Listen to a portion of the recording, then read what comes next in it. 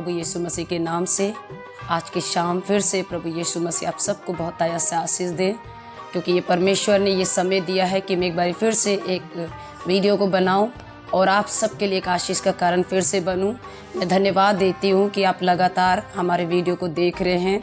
मैं इस प्यार के लिए आपका धन्यवाद करती हूं। और फिर से मैं एक बात के लिए ये कहना चाहूँगी कि लगातार जो भी मेरा वीडियो बन रहा है वो उन लोगों के लिए लगातार मैं प्रार्थना कर रही हूँ कि परमेश्वर उनकी ज़िंदगी में फिर से एक नया काम करे। हालेलुया। प्रभु आप सबको आशीष दे। और जबकि परमेश्वर ने ये मौका दिया है कि परमेश्वर ने पवित्र आत्मा ने मेरे मन में डाला और मैं आपके सामने ये बात रखूं, लेकिन बात रखने से पहले मैं आपको एक जल्दी से एक बात कह देना चाहती हूं कि अब बहाना नहीं चलेगा और अब कोई एक्सक्यूज़ नहीं चलेगा, क्योंकि ये समय आ गया है कि प्रति एक व्यक्ति अपनी आंखों को खोल ले, क्योंकि हर एक व्यक्ति अपने कामों का, अपने चीज़ों का हिसाब देगा परमेश्वर के सामने। क्योंकि मैं लगातार इस वीडियो में यही बात कह रही हूँ कि आप जब भी वीडियो को देखें अपने मन में एक बात जरूर रखें कि परमेश्वर आपको लेने आ रहे हैं और परमेश्वर आपको तैयार कर रहे हैं। हम जितने लोग दास दासियां हैं, या यूँ कहूँ कि जितने परमेश्वर पे विश्वास करने वाले लोग हैं, वो एक ही बात का इंतज़ार करें कि हम सब परमेश्वर के सामने होंगे। लेकिन आज मैं आपको एक अद्भुत बात बताना चाहती हूँ, वो ये है कि जो लोग परमेश्वर को टाइम नहीं देते हैं, जो लोग परमेश्वर को कहते हैं कि ओ परमेश्वर मेरे पास टाइम नहीं है, और इस प्रकार से कहने वाले लोगों के लिए आज मैं एक छोटा सा वीडियो परमेश्वर के सामने और परमेश्वर के उपस्थिति में कहना चाहती हूँ। उनके लिए वीडियो तैयार करा है जो लोग कहते हैं मेरे पास टाइम नहीं है, प्रार्थना का टाइम नहीं है, उपवास का टाइम नहीं है, बाइबल पढ़ने का टाइम नहीं है, संगति करने का टाइम नहीं है, गीत गाने का टाइम नहीं है, वो परमेश्वर की सुसमाचार प्रचार करने का टाइम नहीं है। जो भी हो, आपके पास कुछ क्यों ना हो, लेकिन किसी बात के लिए अगर आपके पास टाइम नहीं है तो याद रखिए ये वीडियो आप पूरा देखिए और इस बात के लिए आप सचेत हो जाइए। और मैं आपको एक भारी चुनौती देना चाहती हूँ इस वीडियो के द्वारा कि आपको एक बात समझना जरूरी है कि परमेश्वर ने आपको टाइम दिया है। और मेरा आज का विषय है कि परमेश्वर को ना टाइम देने वाले लोगों के लिए एक भारी चुनौती है कि आपको परमेश्वर को टाइम देना है ताकि आपका बचाव हो सके और आपको परमेश्वर उत्तर दे सके।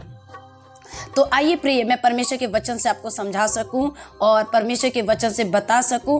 छोटा छोटा बात आपको सीखना बहुत ज़रूरी है। भजन संहिता 31 अध्याय और 15 पद को मैंने लिया है।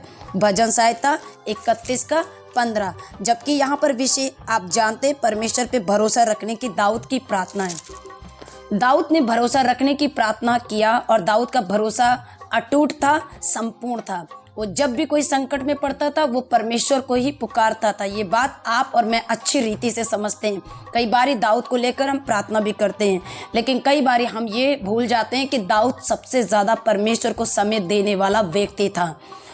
अगर भजन संहिता 119 के अध्याय में अगर आप देखें तो आपको उसमें पता चल जाएगा वो 7 बार परमेश्वर की आराधना करने वाला जन था और न जाने कितनी बार वो परमेश्वर के भवन में जाने वाला जन था।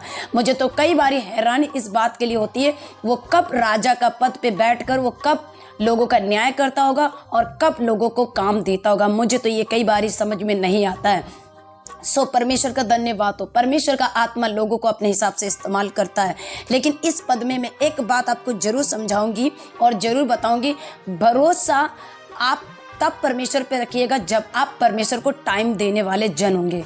कई बारी लोग जॉब करते हैं, नौकरी करते हैं और प्रभु पे विश्वास करते हैं, तो वो ये कहते हैं मैं परमेश्वर पे विश्वास करता हूँ और भरोसा करता हूँ, लेकिन टाइम का क्या, आप टाइम नहीं देते हैं और आप कहते हैं मेरे पास टाइम नहीं है। तो ये झूठा विश्वास है, झूठा भरोसा है, ये एक झांसा है। ये शैतान आपको छल में रखा है कि बिना टाइम दिए ही परमेश्वर आपको सब कुछ दे सकता है। ये गलत है, क्योंकि वचन में पढ़ूंगी उसके बाद ही मैं समझाऊंगी। भजन संहिता 31 अध्याय 15। मेरे दिन तेरे हाथ में है, मेरे दिन तेरे हाथ में है, तू मुझे मेरे शत्रुओं से और मेरे सताने वालों के हाथों से छुड़ाएगा। हालेलुया। दाऊद कहता है कि जब वो भरोसे की प्रार्थना ये करते करते वो अपने बारे में अपने मन की जो अभिलाषा है, मन की चाहत को प्रकट करते करते एक ऐसा शब्द उसने बोला कि जो मेरा दिन है परमेश्वर वो तेरे हाथ में, मेरा जो टाइम है वो तेरे हाथों में। याद रखिए, चाहे वो बीमारी हो, चाहे वो दुख हो और चाहे वो तकलीफ हो, याद रखिए परमेश्वर अपने टाइम के हिसाब से सब काम करते हैं। लेकिन कुछ बात आप गंभीर से समझिए इस बात के लिए, आप जब जो भी टाइम आप परमेश्वर को देते हैं उसी टाइम को परमेश्वर आपको भी देते हैं। आप अगर 1 घंटा परमेश्वर को देते हैं तो परमेश्वर आपको 5 घंटे देते हैं।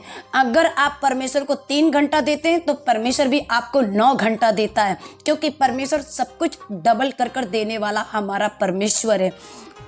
मैं एक और वचन आयत पढ़ना चाहती हूँ, पदों को पढ़ना चाहती हूँ। भजनकार ने ही बोला है, भजन संहिता 74 और उसकी 16 आयत को भी मैं पढ़ देती हूँ, क्योंकि ये जरूरी आपके सामने मैं पढ़ कर रख रही हूँ और आपको पार्ट 2 में इस बात के लिए मैं और भी ज़्यादा बताऊँगी। जरूर से ज़रूर आप पार्ट 2 को देखिएगा, क्योंकि पार्ट 1 में मैं छोटा सा इस बात को कह के छोड़ दूँगी। 16 पद 74 का 16, दिन तेरा है रात भी तेरी है, सूर्य और चंद्रमा भी तूने स्थिर किया है। हालेलुया, दिन तेरा है रात तेरी है। तो आपको ये समझना जरूरी है, जो लोग परमेश्वर को टाइम देते हैं परमेश्वर उसे भी टाइम देता है।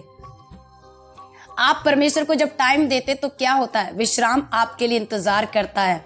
जब आप परमेश्वर को टाइम देते हैं तो बाइबल कहती है सारी चीजें परमेश्वर आपके लिए तैयार करता है। जानते हैं वचन हमें कहता है कि अरेंज करना परमेश्वर के हाथ में होता है, इंतजाम करना परमेश्वर के हाथ में होता है, चंगाई करना परमेश्वर के हाथ में होता है, सफलता परमेश्वर के हाथ में होता है। लेकिन कई बारी आप ये भूल जाते हैं, आपको ऐसा शैतान आपके मन में डाल देता है कि अगर तू नौकरी पे नहीं जाएगा, अगर तू बिजनेस पे नहीं जाएगा, अगर तू नहीं जाएगा तो तेरे काम को कोई नहीं कर पाएगा। ये शैतान झूठ बोलता है। क्यों झूठ बोलता है? ताकि आप परमेश्वर को टाइम ना दे। अगर दाऊद इस बात के लिए जानता था कि अगर मैं परमेश्वर को टाइम देता हूं तो आप सोचिए सारा टाइम परमेश्वर को अगर दे रहा तो बाहर का काम कौन संभालेगा, बाहर का काम कौन संभालेगा, ये आपको सोचने की जरूरत है। अगर आप परमेश्वर को टाइम देते हैं तो परमेश्वर कहता मैं तेरे काम को संभालने के लिए तैयार हूं। हालेलुया, परमेश्वर आपको आशीषित करे इस वचन के द्वारा। मैं फिर से कहना चाहती हूँ, बहाना बंद कर दीजिए, मुझे चर्च जाने का टाइम नहीं है, क्योंकि मैं सारा दिन चर्च नहीं जा पाता, क्योंकि मेरी नौकरी सुबह से रात की है। आप ऐसी नौकरी मत करिए जिसमें परमेश्वर को टाइम ना मिले, क्योंकि नीति वचन आप उसमें अगर पढ़ेंगे 1 अध्याय में, और उसमें लिखा है कि जब तुमने पुकारा तब मैंने तुम्हारा इनकार कर दिया। क्यों? जब मैं और आप पुकारते क्यों परमेश्वर इनकार कर देता, क्यों हमारी प्रार्थना को नहीं सुनता? क्योंकि हम टाइम नहीं देते हैं। अगर आप सबोदेशक 3 अध्याय पढ़ें तो वहां पर भी समय के बारे में विस्तार से बहुत बड़ी बात बताई गई है। हालेलुया, मेरे प्रिय भाई बहन, मैं बताना चाहती हूँ कि टाइम कितना कीमती है। टाइम के बारे में आपको कुछ भी नहीं पता। दिन रात सब चेंज हो रहा है, सब बदल रहा है, लेकिन याद रखिए परमेश्वर कहता है मैं कभी नहीं बदलने वाला परमेश्वर हूँ। आप टाइम निकालिए, आप अपने लोगों से बात करिए, 1 घंटा 2 घंटा 3 घंटा आराधना में, प्रार्थना में, हर प्रकार से आप समय बिताने के लिए तैयार हो जाइए, क्योंकि जहाँ पर आप जाने वाले हैं, अनंत जीवन में जाने वाले हैं, वहाँ सिर्फ आपको परमेश्वर के साथ टाइम गुजारना है। क्योंकि जिस चीज़ को आप ज़्यादा टाइम देते हैं वही खतरनाक आपके लिए साबित हो जाएगा, क्योंकि परमेश्वर यही कहते हैं तुमने किस चीज़ को सबसे ज़्यादा टाइम दिया। हालेलुया, मैं परमेश्वर की उपस्थिति में ये कहकर आपके सामने चिताना चाहती हूँ कि जो लोग टाइम को महत्व नहीं देते परमेश्वर के सामने, परमेश्वर भी उनको महत्व नहीं देगा। क्योंकि मैं लगातार एक बात मैं बता रही हूँ, परमेश्वर ने मेरे अंदर ये बात डाला है कि जो लोग मुझे टाइम देते हैं मैं उनको विश्राम दूंगा, जो लोग मुझे टाइम देते हैं मैं उनके लिए सब कुछ करूंगा। मैं बार बार विश्राम के बारे में इसलिए कह रही हूँ क्योंकि आज लोग थक चुके हैं अपनी ज़िंदगी से, लोग थक चुके हैं अपने आप से, थक चुके हैं अपने लोगों से। क्यों? क्योंकि उन्होंने सबसे ज़्यादा अपना टाइम खराब किया। फिर से मैं कहना चाहूँगी, भजन संहिता 31 अध्याय 15 पद कहता है, हे यहोवा मेरा दिन तेरे हाथों में। याद रखिए, आपका दिन किसके हाथों में है, आपका टाइम किसके हाथों में।